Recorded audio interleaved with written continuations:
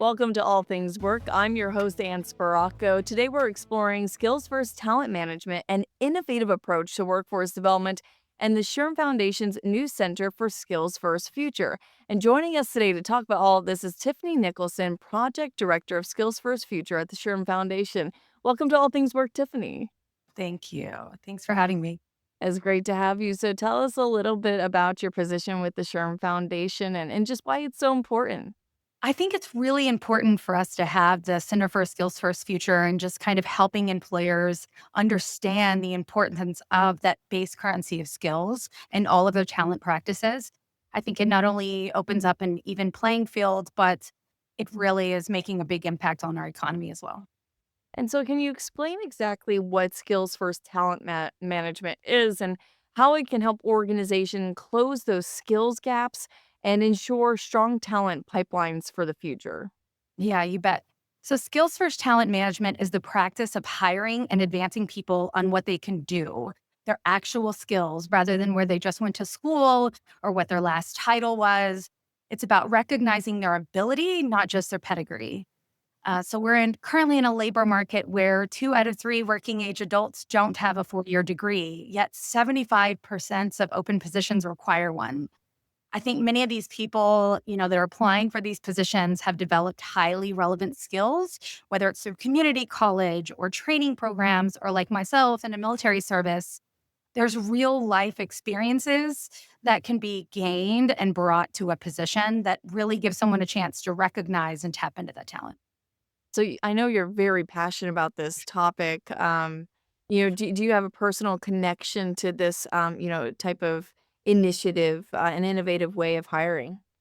Very much so. I mean, as someone who's worked across the workforce system from local one stops to statewide programs and now up at a national scale, I've seen how traditional hiring often overlooks qualified individuals simply because their path doesn't follow a conventional track. I myself am a product of skills. And if I can speak personally for a moment, selfishly, this work also very much so matters to me personally because I have 2 amazing boys with special needs who will have a very different educational path than I did. And I think that a skills first world means that they'll be seen for what they can do and not overlooked for what they can't do traditionally. So it gives me hope, I think, not only as a workforce leader, but also as a mom. I love that example. Thank you so much for sharing that because I think a lot of people might have a couple ideas of what this means in their heads. Even I myself, did not think of that perspective. So I would love to jump back into, the skills first talent management. According to SHRM research, this type of management also reduces cost per hire by 30%.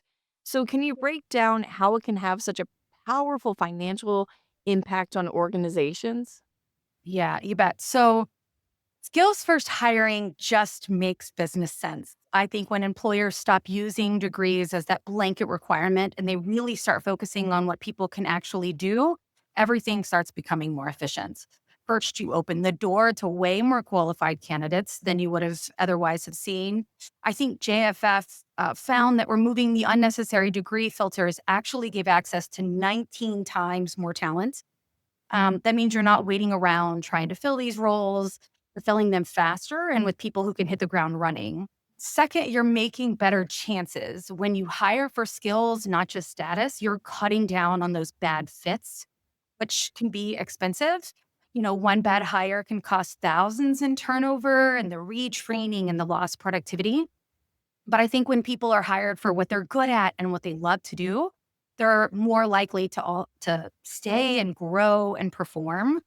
And I think that's why I think it was McKinsey who recently reported that companies that go skills first are actually seeing a 42% drop in turnover. So it's not just the faster hiring, it's the lower vacancy cost, it's better matching, leading to less turnover. It's less turnover leading to lower recruiting spend. So I think that the ROI isn't just on hiring. It's you see it throughout the entire talent life cycle. Yeah, that number really, screams a lot about this initiative. And just a note to our audience, this is not saying, that 4-year, doctorate degree does not matter. It matters. Obviously, you worked hard for that. But it's saying it's not the only way you can get a role. So in being more inclusive on those skills, in order to get the untapped talent pools that you may not otherwise get if you only require certain types of degrees. So It's just wanted to add that note in there. This is all so important. And I think you agree with that as well. definitely. This is not a degrees versus skills conversation in any way, shape, or form. I feel like skills are kind of the base currency. I feel like a degree is a level of mastery and or a level of validation. But someone can definitely break down those skills and gain them in any, life experience, even outside of a formal educational setting. I love it. I love it. So thank you for that note. And the SHRM Foundation also noted a significant increase in unique skilled credentials in the US since 2018. So could you explain what skilled credentials are and provide some examples just to give our audience a feel for what they are? Yeah. So skills credentials are proof that someone has gained a specific skill or competency. So things like training certificates, professional licenses, even some course completions, digital badges. I mean, these are all ways of validating that someone has these skills. I think they're especially valuable now because employers are starting to realize that 4-year degree requirements does not always mean job readiness. Mhm. Think about like a CompTIA A+ certificate. That tells you that you can do entry level IT support. A Google IT certificate shows that you've been trained in help desk systems. Mhm. A Serve Safe certificate tells that you prepared foods, safety and food safety management. So it's very unique to be able to see that an individual can showcase and be validated in their skill sets. In fact, I think SHRM Foundation research actually shows that 52% of US workers hold training certificates. I think it's 48% hold course completion certificates, and then 52% hold industry or professional certifications. I mean, these are real, recognized, and often more predictive of job performance than just degrees alone. We know that this is becoming increasingly valuable to organizations, but can you explain a little bit more as to why it's becoming more valuable? Yeah, I think they're becoming more valuable because they're practical, they're portable, they're predictive. For employers, I think a skilled credential actually offers them clarity. They provide a verified signal that someone has actually learned and they can demonstrate a very specific ability, those knowledge, skills, abilities, and behaviors that are seen within competencies. And that's especially helpful when you're hiring for performance, not just pedigree. I think a credential tells you really what someone can do, not just necessarily where they've been or whom they've known. I think it's also about speed too, because when you're scanning through fake resumes, especially now in the days of AI, when there's so many applicants coming your way for open positions, this kind of cuts down on some of the guesswork and lets you know that someone already meets an industry standard. We mentioned the SHRM Foundation's new Center for a Skills First Future. So I want to touch on that again. Can you tell us more about it, what it is, and what role it plays in promoting skills first talent management? Yes. So the Skills First Future, as SHRM Foundation's commitment to really making skills first hiring not just a theory, but very much so a reality. It's a one-stop web hub where employers can go in, they can assess their current practices and lay out a plan for where they desire to accomplish within the next year or two. They can access a library of tools and resources, toolkits, white papers, employer examples with best practices. They can even earn a skills first credential and really validate their skills and skills first leadership implementations. And then they can also connect with vetted vendors who can help them scale that work within their organization.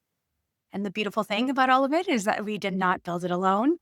We partnered with some of the best minds in workforce transformation, including folks like Business Roundtable, Competency Based Education Network, Education Design Lab. And if you bear with me, I promise it's very important. But Grads of Life, Jobs for the Future, Opportunity at Work, Learn and Work Ecosystem Library, Skills Forward, US Chamber of Commerce Foundation, Credential Engine, and National Governors Association. So you can tell that we've got quite a powerful group of subject matter experts that are behind us in supporting this effort. And as someone who's worked both at the intersection of policy and practice and that local implementation, I can tell you it's never just one entity that helps move that needle. It's definitely a coalition work that gets results in this. So having these partners with us is fabulous. I really love that this is coming through fruition. I've known about this work for quite some time, so it's really great to see this, you know, come to life. So the SHRM Foundation recently published research called Skills First at Work, assessing the effectiveness of skills-based hiring, education, and technical assistance program. It's a mouthful, but it's because there's a lot of information in here. So the pilot program led to the Center for a Skills First Future. So can you walk us through some of the report's key findings? We know this was a really, extensive pilot program. Yes, yes. It definitely was a game changer for us. It was, we partnered with employers and entities across a couple of states to really see what it means when they implement skills first hiring. A few key findings from this is that employers can implement at three levels: awareness, partial adoption, or full transformation.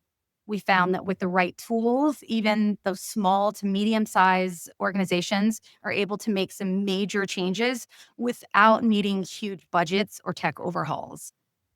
We found that job postings changed pretty dramatically, that shifting from degree based to skills based requirements actually widened access to their talent.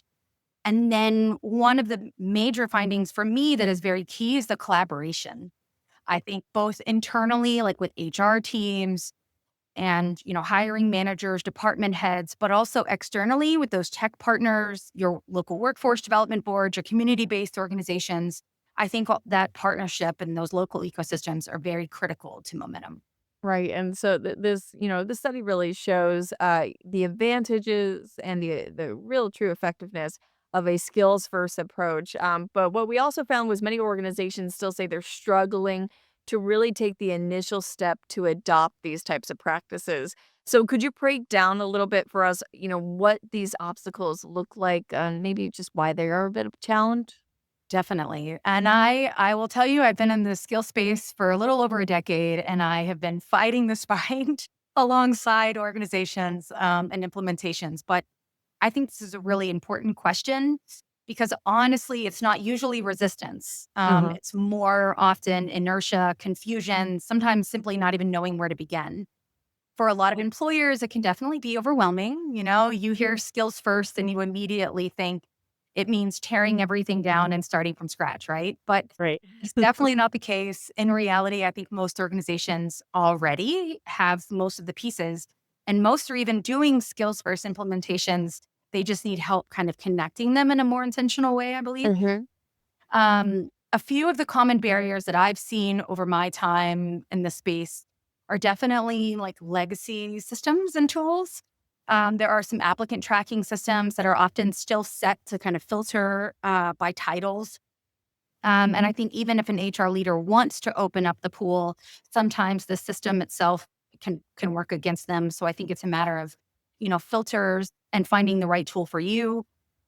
Definitely cultural habits. I think there's often a deeply ingrained belief, especially among hiring managers, that degree equals competence, right? Hmm. I had to go get a degree, and so everyone should have a degree. Right. But I think that even if leadership is on board, sometimes changing those frontline practices really takes time. It takes reinforcement and takes support from leadership in doing so. Um, although there's some other barriers and stuff I could also say about like unclear job design. There's even a lot of fear in doing it wrong. Some employers worry that they'll lose credibility or lower standards sometimes by removing degree requirements. But the data tells us that hiring for skills often leads to better performance and retention, that bandwidth, capacity. I mean, there's so many, barriers that we're seeing, and I get it, Yeah. as someone who's worked within state systems, with nonprofit providers, Uh-huh. employers of all sizes, I've seen that even when folks want to shift, sometimes they need the support that's really practical and realistic for them where they are. I think that's why it's so important and why we built the Center for Skills First Future is to offer just that, right? It's not a big overhaul, but I think clear steps, real tools that, really help employers move forward and having them without them having to pause, right? The rest of their business, they Right. can move this and these processes along seamlessly with their organization and Yeah, operation. easily integrate it, and, it's funny that you said that because it leads right into my next question. The Center for a Skills First Future, offers a lot of different types of resources, to really help people take that initial step forward, even if they're just feeling kinda lost, even if they want to be, taking this initiative, but they just don't know where to start. So, what are some of the resources, the center offers? How does it help address these obstacles? I think the one that I'm most excited about is the Skills Action Planner. It's a self-assessment tool by organization where they can go in and self-assess where they currently are and where they desire to be within the next year or two, and then it lays out a step-by-step roadmap for them.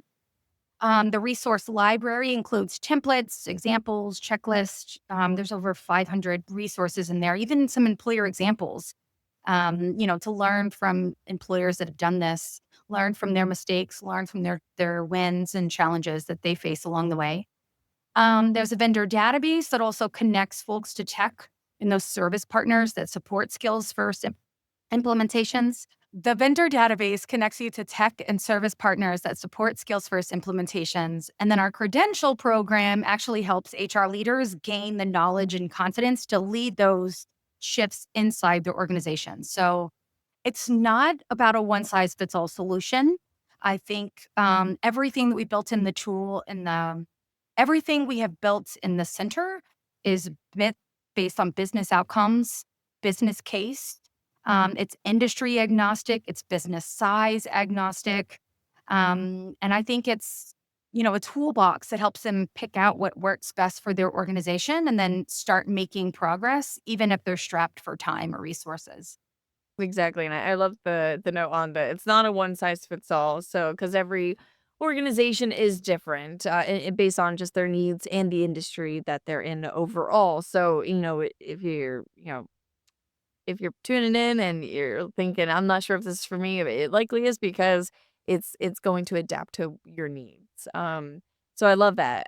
So going back to the pilot program that we talked about, so in that pilot program by the SHRM Foundation, employers significantly so they reduced degree requirements for several roles. Now, let's walk through this a little bit. What specific strategies helped employers make this shift? Because we know it's not an easy task. There's a lot of ways they can go about this, right? And there's a lot of ways they did go about this in this pilot. I think it's important that HR, they really need support to do this intentionally and to do it confidently. Most of the time, a degree was not truly essential. It was just a placeholder as a standard. So the first strategy, I think, was helping employers audit their job postings and ask, why are we requiring a degree for this role? What does it actually signal? And is there a better way that we could get to that same outcome? They worked with HR teams, hiring managers to really kind of dig into the real task and the success factors in that role. So instead of saying a bachelor's degree in business required, we helped them break it down to, is what you're really looking for someone who can manage a budget, coordinate schedules, present to a team. And so that's where we started. And then from there, we supported employers in defining those role specific skills. And there's ways you can do that with tools and templates from the Skills First resource library. We help them rewrite those job descriptions with, very practical, very skills based language. I think you also have to train those hiring teams to recognize the alternative credentials in the certificates or military experience. And then I think it's also important for them to benchmark that progress, right? Like follow that data, track that data, and what can be changed in both the applicant pool as well as those retention rates. So you touched a lot on rewriting those job descriptions. There's another challenge here, and that is actually aligning the job descriptions with the skills first principles. So what are some actionable steps HR professionals can take to attain that goal? So, for example, I worked with an employer recently in the healthcare space who removed the degree requirement for their care coordinator role. And they when we're moving that degree requirement, they replace that with things like active listening, case documentation, right? Familiarity with the EHR systems, the electronic health record systems. And as a result, they were able to bring in candidates who had the exact skills and many of whom had worked in similar positions, but had been overlooked because of those degree filters and or occupations, right? Employers call one occupation and title something, it could be a different title, but it's the exact same skill set across the organizations. And so I think, sometimes it's even removing titles from some of this, and really taking that down to the base, skill set, that base currency of skills that are needed to be successful in that position. But you have to look at what it needs to be successful and then kind of walk it backwards. Right. Yeah. That I like that too, kinda the backward stepping, process. That makes that seems very useful. So I wanna just take a note to say that, this type of strategy doesn't just, you know, make it easier for employers to find employees, but it makes it easier for the possible candidates to want to apply to these positions because Exactly. often when, applicants see something, they're like, "Oh, it requires this very specific degree, I don't have this, and, maybe they're deterred from it, so it's good to note that as well, then you open it to more people being open to applying, and then maybe you find a talent that you didn't expect. It's not about like lowering the bar. I think it's about clarifying that bar and then opening up more ways for people to be able to reach it, in my opinion. Mhm, definitely more inclusive, I love it, so the Center for a Skills First Future also offers a new Skills First specialty credential. I love this. So, what does this credential entail, and how does it benefit everyone from HR pros to workplace leaders to even just the individual employee? So the Skills First Specialty Credential is one of my favorite tools we've launched. We did this in partnership with 6 of our subject matter expert organization partners, and it's built to give people confidence and clarity to lead this work from wherever they sit within an organization. It doesn't matter if you're the HR professional, if you are the C-suite executive, if you're the people manager. It's a self-paced learning experience, about 20-ish hours, I think, or so, depending upon your speed. But it walks you through the core elements of implementing skills first practices. And this is everything from recruitment to retirement. We're not just talking skills first hiring. You can't just hire on skills and not train on skills. You can't hire on skills and not advance on skills. So we look at it throughout the entire talent life cycle. So it's the business case for making the shift. It's identifying those key stakeholders within your organization and how to talk about it in their language, how to write and structure their job descriptions. It's interviewing and selection with a skills lens for folks, right? It's creating internal mobility and those development pathways, thinking about the succession planning. But then it's also, using the credential to really signal the skills frameworks that are really important for success as well. Love it, I love it. So as a final takeaway for our audience, what practical advice do you have for organizations looking to get started with or lean further into a skills first approach talent management? I think my biggest advice for folks is probably just to start where you are and to start small. This Mhm, doesn't yes. have to be, a massive overhaul. It doesn't need a 12-month strategy document, 5 consultants. All you need to do is start with one role, one team, even one job description. Use the skills action planner on the site. It'll show you where your organization is today, help you map out a practical path forward. You can lean on the resource library as we've curated all those tools and templates and examples so you're not starting from scratch. And I think if they're really serious about building internal champions, I would definitely get their HR team certified with the Skills First credential. Um, but I mean, the truth of it honestly is that this movement doesn't happen without HR. It's going to take HR leaders to really carry this forward, to challenge outdated norms, to rewrite those policies, and to really rethink how we define and measure talent. And I think that's why it's so important to have SHRM behind this and not just supporting the work, but also really helping lead it too. Exactly. Lots of work, lots of responsibility, but breathe, baby steps first. Yeah, exactly. Yeah. Yeah, definitely. And I think, folks aren't just invited to the skills first movement. I think they're essential to it. They are. They really are. So thank you so much, Tiffany, for providing your wonderful insight and for providing that personal story, to really paint a picture for how important this, Skills First initiative really is. So thank you so much for walking us through the Center for a Skills First Future. I love it. Thank you. Thanks for having me. And I'm so excited for this to be out there. This is very so much needed in the industry. And I'm just excited that folks have access to it. We are excited as well. All right, that's going to do it for this week's episode of All Things Work. Just head to shrm.org/allthingswork to learn more and to sign up for our newsletter. You can also catch us on SHRM's social media. Like, share, comment. We want you to be part of the conversation. Thanks for joining us. We'll catch you next time.